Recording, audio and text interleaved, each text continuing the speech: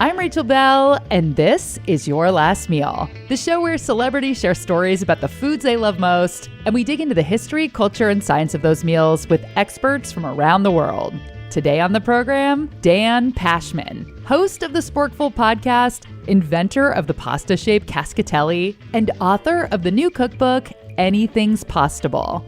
If you're a longtime listener to Your Last Meal, you might remember that Dan was a guest on the show way back in 2017. My last meal would be wrapped inside a flour tortilla. Dan was in Seattle for his book tour a few weeks ago, so I invited him over to my house/studio to talk about his book. Then I blindfolded him and fed him pasta to see how many shapes he could identify by mouthfeel alone. Am I allowed to massage it with my lips at all? Sure. You are being filmed, so. I don't know what website it's going to end up on. If you want to see the video version of Dan eating pasta blindfolded, you can find that on my Instagram, Hello Rachel Belle, or sign up for my free newsletter, rachelbelle.substack.com. All right, who's hungry for pasta? All right, let's see. I'm really hot. Just going to turn it down a little bit. How am I? You want me to talk a little? Yeah. Is this good? Yeah. I can keep talking if you want. Oh, I know you can. We're going to talk about pasta. It's going to be great. Okay, we're good. One of the things Dan is known for is a concept he calls the proximity effect. He argues that it makes more sense to fold a slice of pizza inside out, so the cheese and sauce are on the outside and can make direct contact with your tongue. If you're making a cheeseburger, melt the cheese under the burger patty so it hits your tongue first and you get more cheesy flavor. Dan is an innovator, but back in 2017, when I asked him the question you're about to hear, I had no idea I was a Nostradamus, a Miss Cleo, a culinary psychic. Is there any food invention that you have poking around in your brain that hasn't been invented yet that you're just dying to get on the market? Something that you think people could really use or benefit from? Well, if I did, I don't know that I would tell you now, Rachel. Ooh, yeah, you don't want anyone to steal your idea. I asked you this because it made me remember an idea I had a long time ago that everybody hated, and I don't know why, which was little smoky buns. I thought it'd be so cute. So that a little smoky could sit in its own tiny bun and you could just have small hot dogs that would be fit for a hamster.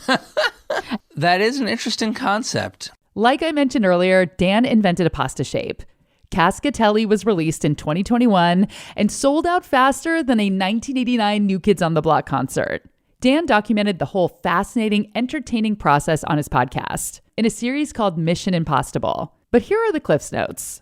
Where did the inspiration come from? Why a new pasta shape? The short answer is I was dissatisfied with a lot of shapes that were out there. I have these three metrics that I use to judge all pasta shapes. There's forkability, which is how easy it is to get it on the fork and keep it there. Sauceability, how well does sauce adhere to the shape. And tooth sinkability, which is how satisfying is it to sink your teeth into it. I think a lot of pasta shapes are good at one or two of those. Very few nail all three. I mean, spaghetti barely gets one. Yeah, you go after spaghetti. Yeah, America's most beloved noodle. I'll do it because, think about it, Rachel. Try to get a good bite of spaghetti on the fork. It's either too much or too little wrapped around. You got danglers that are smearing sauce all over your face.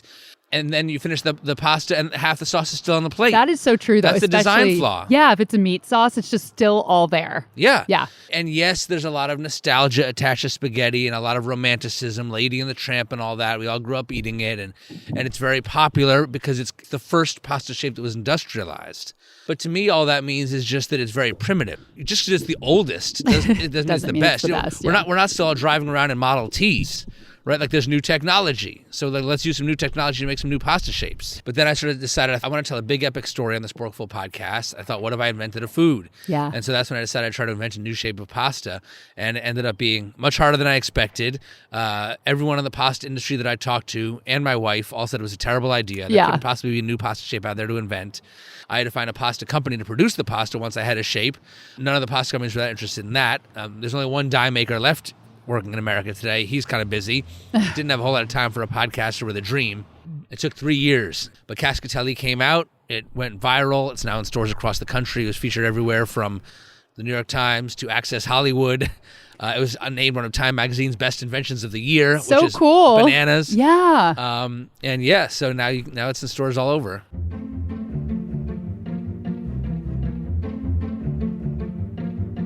When I invite folks over to do an interview, I usually remember to tell them I have a cat. But this time, I forgot. And lo and behold, Dan is allergic to cats. Like, really allergic. So after a lot of sniffing and eye-watering, we decided to move the recording into my front yard. I mean, if it's not too much trouble, because I feel like this is only going to get worse. Okay. And you also don't want me sneezing and sniffling throughout our entire taping. Yeah. So can let me help you carry the stuff? We set up the folding table I keep outside for my Udi pizza oven, schlepped out the microphones and some chairs. I added a tablecloth because I'm not here to podcast unaesthetically. And we were back in business. I'm just letting you know, in case it sounds outdoorsy, criteria that you use when... Yeah. I'll pause on the start. I'm just going to grab my vest real quick. I had to go back to my hotel and get more layers. I had literally all my layers. We are a city of layers. By the time I got to your house, all my layers were on. You now understand what it's like to be a woman going through menopause. All day, you're just going to be like, hot, cold, hot, cold. Yeah, it's raining, it's dry, it's sunny. Yeah, it's crazy. The weather is cuckoo. Okay, back to the interview. Dan just released his first cookbook, Anything's Pastable. What inspired the cookbook? Was this because you had this new pasta to play with? Yeah, so when Cascatelli came out, like I said, it went viral. It was incredible. People were sending me pictures of what they're making with it from all over the country. Yeah. But 75% of the pictures I got were tomato sauce, meat sauce, mac and cheese. Yeah. Maybe a couple of crazy folks made pesto. I did. Yeah, right. So you're like you're advanced, Rachel. Yeah, but when I saw that you were talking about this, that everyone was making the same thing, I was like, oh, because I had a couple of friends over. We each picked a pasta because you have 3 shapes now, right? And we each made a dish, and we kind of literally made everything you're saying. It was like 1 mac and cheese, 1 pesto, and then olive vodka. And I'm like, oh God, we're basic. But the truth is, like when I saw all of these sort of very basic dishes being sent to me, it made me realize that I fall into the same rut that we all do. I had not been confronted with the reality that in America, so many of us are choosing from such a narrow range of potential pasta dishes. I said, what if I were to make a cookbook that would show people and me, give me a resource, give all of us a resource to show us that there's so much more we can and should be putting on pasta. And that was how the idea for this cookbook came about. Anything's Pastable is one of those cookbooks where I end up dog-earing 75% of the recipes. I want to make everything. The Cascatelli with roasted artichokes and preserved lemons, the Cajun crawfish carbonara, and the cacio e pepe e chili crisp that's on the front cover. There's no recipe in this whole cookbook for tomato sauce. Yes. No one needs another recipe for tomato sauce. Right. Dan knows food, but he's not a chef. So we worked with 7 diverse recipe developers and chefs to come up with the recipes in this book. I knew I didn't just want people who were specialists in Italian cuisine. Right. Because I knew that I wanted to pull from a range of cuisines. Because I cook from a range of cuisines and have a lot of different spices in my spice cabinet and my pantry. I don't know why we should be restricted to Italian food and Italian ingredients when we're deciding what to put on our pasta. So I wanted recipe developers who had expertise in a range of cuisines. It was sort of like putting together a team of recipe developers was like, you know, in the movies where like assembling like a squad of... A boy band. Well, I was thinking of more like a squad of superheroes. And like you need one person who's like the code breaker and one person who can turn invisible and one person who has like super strength. I had Asha Lupi, who's based in the Bay Area. She works for Diaspora Co., South Asian spice company. So she works with a lot of South Asian spices and also Mexican spices. And then there was like James Park. He'd been my intern a million years ago. He's become a chili crisp expert. No way. I knew I wanted chili crisp in the book, so I brought James on board. So that was kind of how it happened. He brought ideas, they brought ideas, and Dan tested and tested and tested until the recipes were perfect.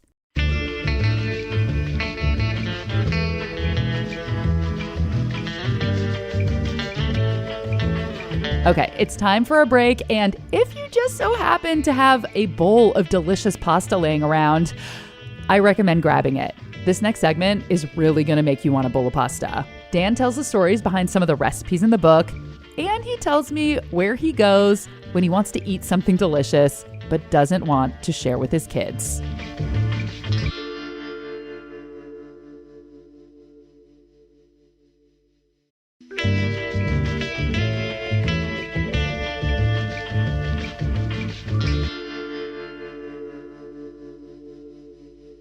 I want to talk about some of the specific recipes and ones that have stories behind them. So I'm just going to kind of call some out and you can talk about the inspiration or the story behind the recipe. So you have green fettuccine with chorizo verde. Yes. I was talking to my friend Jose Relat, who's the taco editor of Texas Monthly yes, Magazine. I've interviewed him Yes, too. that is an actual job. Yes, I know, lucky bastard. Yeah.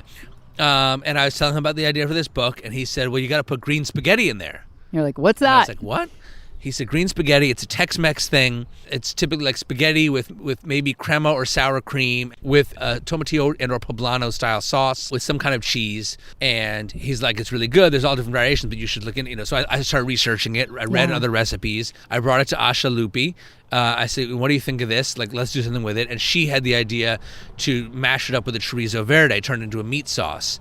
And that one is just, I got to make this one again. It sounds really good. It is out of this world. Just make sure you wear gloves because you're handling a lot of peppers. Okay. 2 hours after I finished cooking, my hand was bright red and it looked as if I had touched a hot pot. Yeah. And I'm like, did I touch a hot pot and not notice? Like, let's talk about gnocchi with bacon and sauerkraut. Oh, yeah. So this one's inspired because my wife's family comes from Czechoslovakia. Her parents fled Czechoslovakia in 1968, the Prague Spring. So they've introduced me to Slovak food. The national dish of Slovakia is called brinzové halušky. It's like a potato dumpling, like a potato gnocchi, with a sheep's milk cheese sauce and bacon. It is really, really good. I didn't want to put that one in there because you need a specific type of cheese, and I wasn't sure I'd be able to get it quite right. But there's this, like the sort of number 2 dish in Slovakia is also made with halušky, these same potato dumplings, but it's done with bacon and sauerkraut instead of the sheep's milk cheese sauce. And I thought that one would be like easier to adapt. And also my wife likes that one more, so I figured I'll put this one in. So it's like so simple. You just sauteing some onions and sauerkraut and then toss it with the gnocchi and the bacon and it's done. Because you get the crunchiness of the sauerkraut, the doughiness of the gnocchi, the saltiness of the bacon. It sounds so good. It's really, really nice. Let's see here. Oh, okay. I really want to talk about Italian cafeteria hot dog pasta salad with canned veggies. Yeah. So this is a thing in Italy. This might be the most authentic Italian recipe in the whole cookbook. It's the only Italian dish in this book that I didn't tweak in some way. It's a common thing in the sort of the cafeteria style lunch spots around Rome, or especially like at the beach in the summer. This is something, everyone thinks that Italians are so romantic and the candlelit dinners. Sophisticated. Right, and everything's just the way that your grandmother made it. Well, guess what? Italians love hot dogs. Okay, Italians love hot dogs. And they do this, the pasta, hot dogs, and canned olives, canned onions, pearl onions. Yeah, that was an interesting addition. Corn. You throw it all together with a bit of mayo and olive oil, and it's really good. It's got a ton of flavor. It's got a ton of crunch. It's not gourmet, but it's delicious. I think other countries have utilized the hot dog more than we have, because I've experienced this around the world. In Peru, there was a street food dish with chopped up hot dogs and mayonnaise and mustard and ketchup on top of French fries. Like salchipapas. Yeah, exactly. Yes. No, you're right. But isn't that interesting? And in Japan, they put it on pizza. Right. It's funny how that happens, though, which is sometimes it takes outsiders or people with different perspective to see the potential in something that sort of the quote unquote home culture can't see. So we're all stuck just eating hot dogs and buns because it's the only way that we know. Yes, I'm not, obviously some Americans chop them up a little bit, but not in this other culture. To put in other Kraft mac and cheese, right? Or my mom used to put it in lentil soup sometimes. She would chop up hot dogs. Oh wow, that's the nice hippie along with the trashy. Right. Love that. Let's talk about one more, mapo tofu cascatelli. Oh, this is my favorite way to have cascatelli. This is I collaborated with Andrea Nguyen for this recipe, the great Vietnamese American cookbook author. She had a recipe in the New York Times a few years back for mapo tofu spaghetti, so we adapted that for cascatelli. I love this recipe. It's so flavorful. It's really spicy. I love it like that. It's my favorite way to have cascatelli because the bits of ground meat get all stuck inside the ruffles of the pasta shape, which make it so, so good. Andrea's stroke of genius in this recipe is that, typically mapo tofu would be, you would take silken tofu and you would cube it, but she actually has you puree it. Oh, to make a creamy sauce. Yes, and so it gives the sauce the consistency of cream sauce, but yet with no dairy. And so it's so, so good. That's one of the top ones that I want to make from the book. You got to. I love the photos in the book. I look through a lot of cookbooks, but since I was making my cookbook, I started looking at photography and cookbooks with a different eye, kind of looking at what I like and what I don't like. And I was really surprised how plain a lot of the photography is, just trying to let the food kind of pop off. Your book is so creative. I love that there's a lot of movement and, besides just seeing hands, there's a lot of fun things on the table. It's really beautiful. One of my favorite pictures, though, is you on the couch in your flannel PJs eating is it miso mac and cheese? Miso butter, scallions, okay.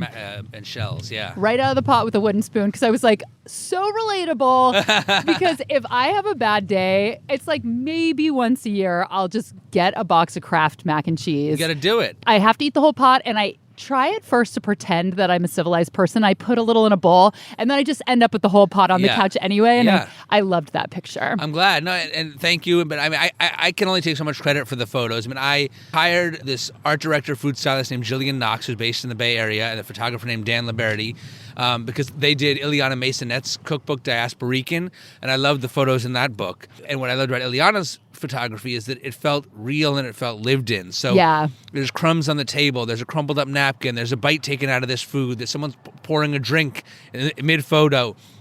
Or grabbing something, reaching in to grab something, and it just you looked through those photos and you felt like you were hanging out with Ileana, and I was like, this is how I want my book to feel. I want it to feel like there's real people here and you're hanging out with them. I didn't want my cookbook to be aspirational. Yeah. You know, like there's some cookbooks that just, there's this perfectly distressed wood tabletop in this sunny picnic environment and all these people who are hanging out who are a little cooler than you or a lot cooler than you. Oh, yes. The Sunset Magazine long table in the woods in the field. Exactly. Yeah. Like, you know, nobody makes picnics like that. I don't know those people. I don't get invited to those picnics. So I didn't want... I've tried to throw those picnics and people still brought chips. Yeah. It's just like, so I just wanted it to feel real and feel lived in. And to me, pasta is a comfort food. And as much as, yes, I am trying to push pasta forward and have people think about it differently and incorporate different ingredients that you may not be accustomed to putting on pasta, I didn't want to lose sight of the fact that it is still an all-time classic comfort food. Yes. And it makes you feel good. And I wanted dishes in this cookbook to be things you could whip up on a weekday night where you just want some carbs. I got to pick like a certain number of set pieces in the photography, so it's like a more elaborate set than just the dish. For one of them, I want it to be like a living room. I'm eating on the couch for that reason, because like this is real. Like sometimes sometimes you just come home and you want pasta and you want to eat it on the couch because you had a long day. And so this is the recipe for that. It's, miso butter and shells with scallions, and it takes about a half an hour to make. And it's incredibly comforting and super, but like still super flavorful and a little different than what you're used to. Can you still do that with kids? Can you just have a pot of your own pasta in a pot and you're in your pajamas and just eat it? Or do you have to I know you probably have to eat with your family at the table. It's awful. It's terrible. You need a room that anyone can use in the family when they just want that moment to just eat out of the whole pot themselves. That's called the bathroom. Oh God, the bathroom. You haven't parented until you've eaten ice cream. If you got into the bathroom to hide while eating ice cream you don't want to have to share with your kids.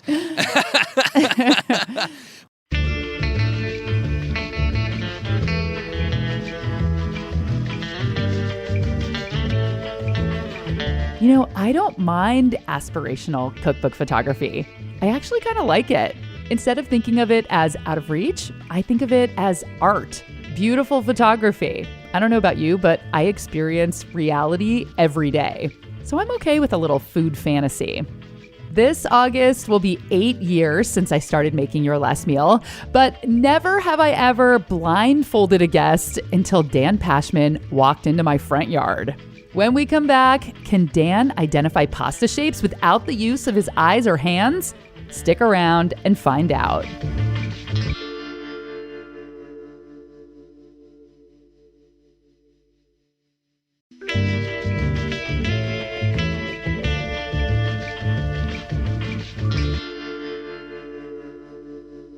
Okay, we're going to do our little game now. All right, I'm ready. Are you ready? Let's Okay, I'll be right back. Okay. I'm going to make you wear a blindfold. Oh my God, Are awesome. you okay with that? Sure. Okay.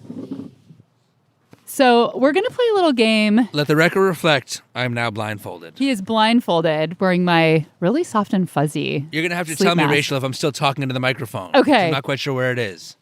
This will be like hot, cold. Right. Okay, right about there. All right. So I cooked a bunch of different shapes of pasta, and I'm going to have you try them and see if you can identify them blindfolded. Okay, all right. Okay. All right. I'm excited.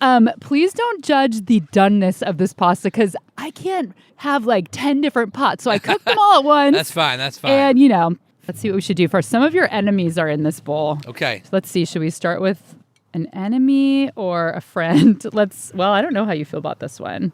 This is fun. This is pasta trivia. Yeah, I know. I'm so curious to see how it feels like something they would do on Top Chef. Okay, this is number one. All right. So guess the pasta shape. Am I allowed to like massage it with my lips at all? Sure. You are being filmed, so I don't know what website it's going to end up on. yeah, time will only tell. I think you Is it cavatappi? Yes, it is. Boom. All right, number 1. What is your opinion on cavatappi? I like cavatappi. Okay. It's a lot of fun. To me, funness is part of a good pasta shape.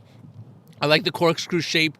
You're not going to get a ton of sauce inside the tube. Most tubes don't get as much sauce in them as people think. Yeah. But I like that it has ridges on the outside. I like that it's squiggly and fun. Number 2. Okay. I think for this one, put it all the way in your mouth. All right. Do you want another one? Yeah, give me one more. Okay. I felt some ruffles. It's like round but bumpy. This is a shape you say you don't really like in your book. Was it wagon wheels? Uh-huh. Yeah. Fortunately, you cooked that to the point that all of it was cooked, Rachel. But wagon wheels are not my friend. I'm not impressed with wagon wheels. Wagon wheels are nostalgic for me. I buy them every few years because as a kid, I like them just with butter. There's something comforting about a wagon wheel. Yeah. But I've never used it with like a real sauce. Wagon wheels were invented by a guy named Benedetto Cavalieri about 100 years ago. There's still a pasta company in Italy named Benedetto Cavalieri. He's no longer with us. But when wagon wheels were first invented, people said to him, Signore Cavalieri, this pasta shape doesn't cook evenly. And he said, but that's the point. You get different textures. Yeah. And I will tell you that, no, that's not the point. I ordered Benedetto Cavalieri brand wagon wheels on the internet to try them out because I was like, maybe I'm just eating bad wagon wheels. I spent $15 on a single package of Benedetto Cavalieri wagon wheels, and it was like eating pasta mixed with uncooked rice. Okay, all right, where's the next your one? next one. Okay, all right. And this is one, well, I won't say anything. Okay, all right. Is that a shell? Kind of. Is it lumache? Uh-huh. Yeah, the shell bow. Yeah. Yeah, I love those. Lumache is a very good shape. Think of it like a big elbow macaroni, but pinched shut at one end. And yeah, that's a really good shape. We call for it a couple times in my cookbook. All right, what's next here? Let's see. Oh, this is a long shape. You didn't even twirl it on the fork for me, Rachel? I did, but it untangled part on the way there. I'm blind twirling here. Yeah, you actually, okay, you're twirled. You did a good job. This is multiple strands.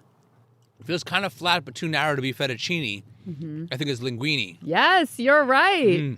Linguine, though, is not flat, even though people think that it is. It's actually ovular if you look at the cross-section. It is? That's why it's the best slurping shape, because it fits perfectly into pursed lips. You purse your lips, you get a little oval shaped. Slurp it right up.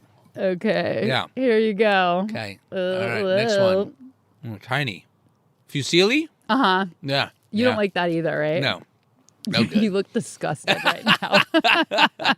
It's just like it's impossible to cook it evenly.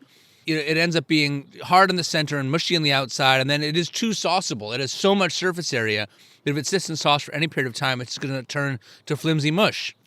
Okay. Not a great shape. Not going on with this one. Do you want another one? Yeah, give me one more. Okay. Oh. Is this Cascatelli? Uh-huh. There we go. I was like, he has to get this one. This is going to be tragic. Okay, this might be the last one, but maybe two more. All right. Okay. Woo-hoo. Oh, there it is. This is fun. It is fun. I know. I have a feeling, I told a friend that. She's like, I want to do that. I think I'm going to have to start setting up experiences. Yeah. All right. There's this casarecce. Yeah, that was your fastest one yet. That's a good one. That's a really good shape. I love that one. Okay, I'm going to give you one more. Hold on, I have to kind of fish to the bottom of the bowl here. Okay. Very small. Yeah. What are these, alphabets? No. Is it like pastina, the little tiny ones? No, it's like a mini version of a bigger shape. Let me try one more. Yeah. I got these at an Italian market in San Diego. Ooh. And I thought they were so cute that I had to take them back. Okay, here you go. All right. This one's hard. Are these like mini bow ties? Yeah. It's called something like farfaletto or something like that. Like mini farfalle. Yeah. Oh, interesting. Yeah, I've seen these. Yeah, I mean, there's not that many really tiny shapes out there that I love because I think they just tend to get soft so quickly. Yeah. Okay, you're done. You can take your blindfold off and I'll show you what these... How'd I do? This is what these look like. Yeah, I've seen those. Yeah. When I listened back to this tape, I was kind of mortified at how little I celebrated Dan's accomplishment. He guessed every single shape correctly. I should have been clapping and wooing. I should have set off a fireworks show where Cascatelli-shaped fireworks exploded in the sky. I should have given Dan a giant check for $1 million. Sorry, Dan. Inside, I was very proud of you. I had bucatini fireworks blasting off in my heart. Anyway, this was so fun. I highly recommend doing a similar experiment with your family and friends. I mean, I'm sure everyone's asked you this. Did you get tired of eating pasta during the process of testing? There were a couple days. The way I worked out my schedule, like test 2 recipes every Tuesday. I was testing other days too, but that was like my big day. Yeah. So I would cook 1 pasta dish for lunch and 1 for dinner. And after a lot of those days, plus the other days, I was doing 3 or 4 a week. One Tuesday afternoon, like in between lunch and dinner, I was like, I'm really not looking forward to having pasta for dinner. Yeah. But look, if you're it's a hard life. If you're gonna be a real pro, Rachel, Yeah. you gotta suck it up and eat more pasta. The real challenge, though, in those situations, honestly, is you have to put yourself in the mindset of someone who wants to be eating this. Like, even though you're sick of it, you still have to taste it and evaluate it sort of objectively and be like, imagine I was really in the mood for this. Would this be right? If there's something I'm not loving, is it because I'm just tired of pasta, or is there something that needs to be changed in the recipe? So that was sort of a skill that I had to figure out. And that was Dan Pashman's first cookbook.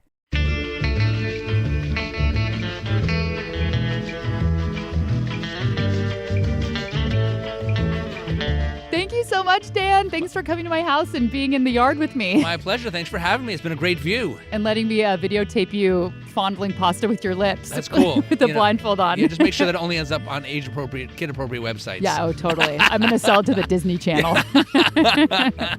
Thank you. Thanks, Rachel. Anything's Pastable is on sale now at a bookstore near you. I have a couple friends coming over in a couple weeks, and we are each going to make a dish from the book. I am very excited to try some of these recipes. And make sure to tune in next Thursday to The Leftovers, the new mini episodes we're putting out every other Thursday featuring audio left on the cutting room floor. Next week, you'll hear a speed round with Dan Pashman, and I check in to see if his last meal has changed since he was on the show 7 years ago. If you want to go back and listen to Dan's original last meal episode, you can find a link in the show notes.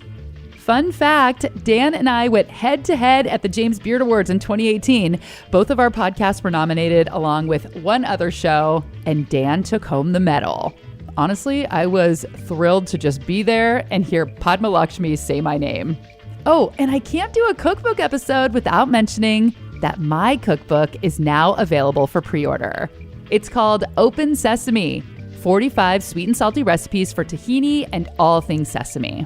Isaac Mizrahi wrote the foreword, and there are recipes for chocolate miso whoopie pies with tahini cream, falafel spiced tahini deviled eggs with crispy chickpeas, and I was so lucky to work with an amazing photographer, designers, and editors at Sasquatch Books, so the book is pretty gorgeous. Open Sesame comes out in November, but you can order your copy now. Find a link in the show notes. Your Last Meal is a product of Seattle's Cascade PBS. This episode was assembled, mixed, and mastered by Isaac Kaplan-Woolner and created, hosted, and produced by me. Original theme music by Prom Queen. I'm Rachel Belle, and this is Your Last Meal. Just on a side note, I interviewed a guy last week who used to be the director of the Chili Pepper Institute in New Mexico. He told me that he got his PhD in sauerkraut. I was like, what? I hope that he has like trademarked Dr. Sauerkraut. Dr. Sauerkraut, yes. If I had a PhD in sauerkraut, I would insist. I would have everybody it on a t-shirt. Right. I know. I'd be like, they'd be like, oh, nice to meet you, Mr. Sauerkraut. I'd be like, that's my father's name. Doctor, please. Thank you. I didn't spend all that money on my PhD for you not to call me doctor. That's right. Yeah.